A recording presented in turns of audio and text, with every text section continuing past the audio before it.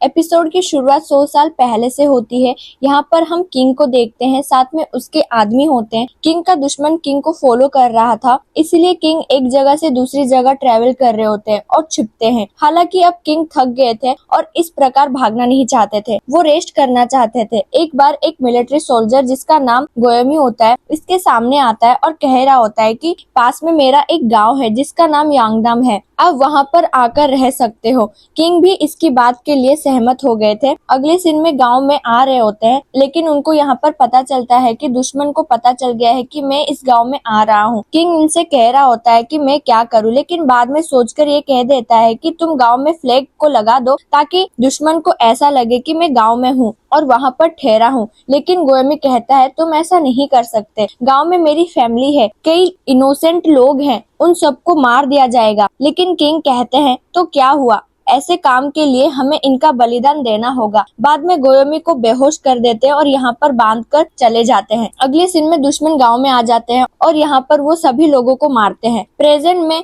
राजा कह रहे होते हैं कि अब हमको पता चल गया है कि 8 फीट स्पिरिट की आइडेंटिटी क्या है, और वैसे भी वो रिवेंज लेने के लिए सब कर रहा है। वो नु सॉरी कह रहा होता है क्योंकि मेरे वंशज ने ये सब कर दिया है। किंग उसको भेज देते हैं। कांगचुल कह रहा होता है कि मुझे नहीं लगता कि गोयोमी अकेला होगा, हम जानते हैं कि वो फायर स्पिरिट है, उसको बांधने के बाद कुछ ना कुछ हुआ होगा जिसको इस किताब में मेंशन नहीं किया गया है। यूरी और कांगचुल बाद में बाहर आते हैं। यूरी कांगचुल से कह रही होती है कि कोई किंग ऐसा कैसे कर सकता है, वो भी अपने ही इनोसेंट लोगों का बलिदान कैसे दे सकता है। वैसे तुमने तो 100 साल पहले सब कुछ देखा होगा। ये भी हाँ बोलता है, लेकिन तभी यूरी यहाँ पर देख लेती है कि यून यहाँ पर है, यानी कि यून की आत्मा। फिर इसका पीछा करती है, लेकिन यून भागता है और आगे आकर रुक जाता है। यूरी इसको देखती है, इसका नाम लेती है, तभी कांगचुल भी आ जाता है और वो गायब हो जाता है। कांगचुल यूरी से पूछता है क्या हुआ। यूरी कहती है कि मैंने यून की आत्मा को देखा था, क्या वो 8 फीट स्पिरिट से बच गया।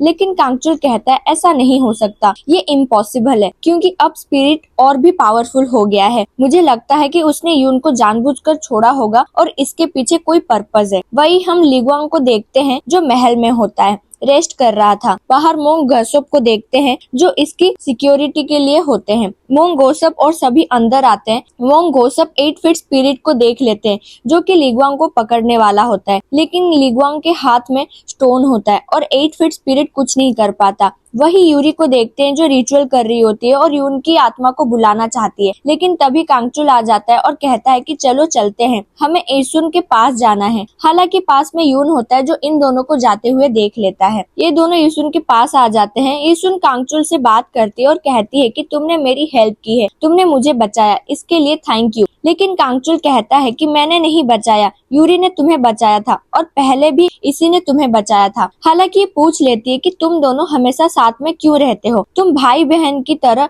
यहाँ पर बड़े हुए थे। लेकिन यूरी कह देती है कि ये उससे भी ऊपर है। एसुन बाद में इसके रिंग को देखती है और समझ जाती है। कांगचुल पास में उस पौधे को देख रहा था जो कि मोंग गोसप ने यूरी को दिया था, लेकिन किसी तरह एसुन के पास आ गया था। किंग के पास महल से एक लेटर आता है और बताया गया था कि दादाजी की डेथ हो गई है। कांगचुल और यूरी बाहर आ गए थे। कांगचुल पौधे वाली सीन को याद कर रहा होता है और बाद में वो ये सीन याद करता है कि मैंने पहले मोंग गोसप से बात की थी, उसने पूछा था कि जो पौधा तुमने यूरी को दिया था वो बहुत ही स्पेशल है। मोंग गोसप फिर बताते हैं कि वो पौधा कैसा है, उसके खिलने पर क्या होगा, कैसे वो हमको प्रोटेक्ट करेगा। फिर ये किंग से मिलने के लिए आ रहे थे जो कि इनके सामने होते हैं, लेकिन योंगसुंग रोक लेता है और कहता है कि तुम उनसे नहीं मिल सकते। किंग बहुत दुखी है क्योंकि दादाजी की डेथ हो गई है। वही ये महल में एक आदमी को देखते हैं जो अपने सोल्जर से बात कर रहे होते हैं, अपनी पोजीशन के बारे में बात करते हैं क्योंकि दादाजी की डेथ हो गई है और ये वोंगिन की जगह लेना चाहते हैं। सोल्जर से कहते हैं कि तुम अंधे समन को ढूंढो,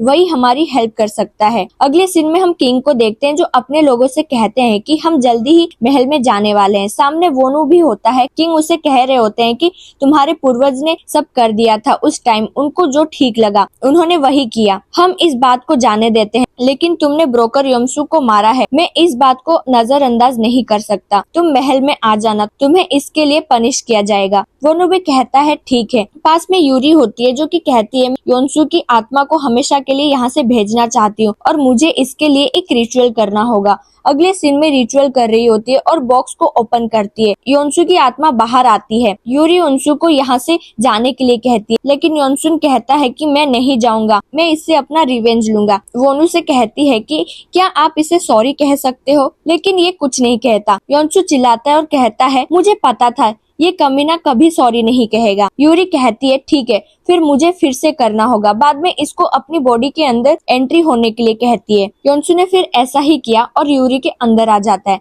अब यूरी वोनू को पकड़ती है और कहती है तुमने ऐसा क्यों किया, तुमने मुझे क्यों मारा। वोनू उसको ठीक से देखता है और उसको पता चल गया था कि ये ब्रोकर है।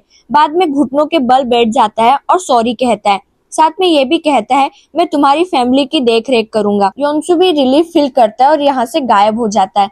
अगले सीन में उसी आदमी को देखते हैं जो पहले अपनी पोजीशन के बारे में बात कर रहे थे। अंधे समन से मिलते हैं। अंधा समन कहता है कि यून को मारना होगा, वो एक ड्रैगन है। मैं तुम्हें यून की पोजीशन दिलवा दूंगा, लेकिन तुम्हें मेरे लिए कुछ काम करना होगा। यूरी और कांगचुल अपने घर पर आ रहे थे और यून की माँ से मिलते हैं। यून की माँ इनके लिए खाना लेकर आ रही होती है। पास में यून की आत्मा होती है जो कि ये सब देख रही होती है। किंग भी महल में आते हैं और अपनी फैमिली से मिलते हैं। रात को मोंग गोसप को देखते हैं जो इन दोनों से बात कर रहे होते हैं और बता रहे होते हैं कि महल में क्या हुआ। वहाँ पर 8 फीट स्पिरिट आ गया था। उसने लिगुआंग को मारने की कोशिश की, लेकिन लिगुआंग के पास स्टोन था और वो बच गया। अब स्पिरिट पहले से और भी पावरफुल हो गया है। कांगचुल बाद में बाहर आता है, अपनी पावर को यूज करना चाहता है लेकिन नहीं कर पाता। कांगचुल अपने आप से कहता है कि मैं तो वीक होता जा रहा हूँ, ऐसा लग रहा है कि मैं इंसान बन गया हूँ। अगर ऐसा ही चलता रहा तो मैं यूरी को प्रोटेक्ट कैसे करूंगा। किंग के सामने वोनू होता है और इसको पनिश कर दिया जाता है। बाद में इसको बांध कर ले जा रहे होते हैं। इंसुन अपने पिता से मिलती है। पिता कहते हैं कि कोई बात नहीं, मैं ठीक हूँ। यहीं पर कांगचुल इंसुन से मिलता है, पौधे के बारे में पूछ रहा होता है और ये कहता है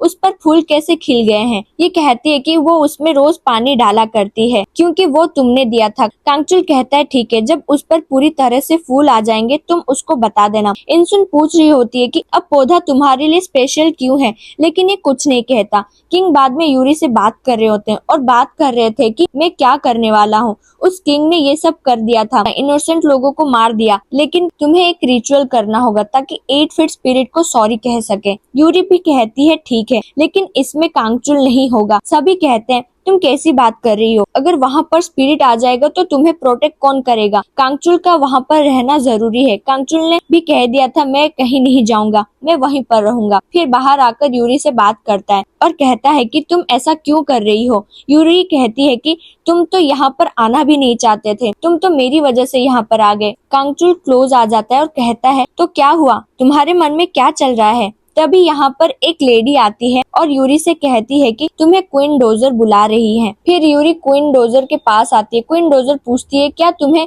पता चल गया है कि 8 फीट स्पिरिट की आइडेंटिटी क्या है, क्या तुम मुझे बता सकती हो। लेकिन यूरी मना कर देती है। क्वीन कहती है ठीक है, क्या तुम मुझे ये बता सकती हो कि मेरे बेटे की आत्मा कहाँ पर है, क्या वो हेवन में जा चुकी है। लेकिन यूरी मना कर देती है और कहती है कि 8 फीट स्पिरिट के पास है। क्वीन रोने लगती है और कहती है कि मैंने अपने बेटे को मरवा दिया। पास में छोटी बच्ची की आत्मा होती है जो कि यूरी के पास आती है और ये बताती है कि अब इसे क्या करना होगा। यूरी क्वीन डोजर से कहती है कि आपके बेटे के रूम में उसके पाउच हैं, अगर आप उनको लेकर दिल से प्रे करती हो तो आपके बेटे की आत्मा फ्री हो जाएगी। क्वीन डोजर बाद में रूम में आती है, पाउच को ढूंढती है और उसको वो पाउच मिल भी जाता है। छोटी लड़की की आत्मा यूरी से बात करती है और कहती है मुझे अपनी माँ से मिलना है। यूरी बाद में इसके लिए जूते ले आती है और अपने माँ से मिलने के लिए कहती है। किंग भी बहुत अपसेट होते हैं क्योंकि इसके पूर्वज ने इनोसेंट लोगों को मार दिया था। कांगचुल यहाँ पर आता है और इसको कंफर्ट देता है। ऊपर यून भी होता है जो कि इनको देख रहा होता है। फिर बाहर आता है, अपने आप से कहता है कि मैंने सब कुछ खो दिया है। फिर रोने लगता है। पास में अंधा समन होता है जो कि इसको देखता है और अपने आप से कहता है कि तुम ऐसे ही रोते रहना ताकि तुम मेरा कहना मान सको। रात को कांगचुल को देखते हैं जो कि आदमी के साथ होता है और शराब पी रहा था। आदमी वो सीन याद करता है कि अंधे समन ने मुझे क्या करने के लिए कहा था। उसने कहा था कि तुमको यून को यहाँ पर ले आना है और शराब पिला देना है, बाकी सब वो देख लेगा। हालांकि कांगचुल इससे पूछ लेता है कि तुमने मुझे यहाँ पर क्यों बुलाया, लेकिन ये कुछ नहीं कहता। कांगचुल पास पास में डोर को ओपन करता है और यहाँ पर ताबीज को देखता है और भी कई चीज होती है। तभी कांगचुल के कान में कुछ आ जाता है और ये बेहोश हो जाता है। रात को यूरी को देखते हैं, इसको ये पता चल जाता है कि अभी तक कांगचुल नहीं आया है। तभी एक आदमी कांगचुल को लेकर आता है और कहता है कि इसने मुझसे शराब पी ली थी। बाद में इसको अंदर ले आते हैं। सुबह कांगचुल जागता है और अपने हाथों को देख रहा होता है। पास में इसकी माँ और यूरी होती है। यूरी इसको देखती है और कहती है, क्या तुम ठीक हो? कांगचुल भी इसका नाम लेता है। अब यूरी को ये पता चल गया था कि ये तो यून है, इसकी आत्मा तो बॉडी में लौट आई है। वांगसुन भी उनको बता रहा होता है कि अब कांगचुल के साथ क्या होगा, वो चीज उसको धीरे धीरे खत्म कर देगी और वो पूरी तरह से यून बन जाएगा। यूरी भी अपने आप से कहती है, अगर यून यहाँ पर है तो कांगचुल कहाँ पर है? ये एपिसोड यहीं पर खत्म हो जाता है। फिलहाल के लिए बस इतना ही। अब मिलेंगे एपिसोड 14 में। तब तक के लिए बाय। Thanks for watching.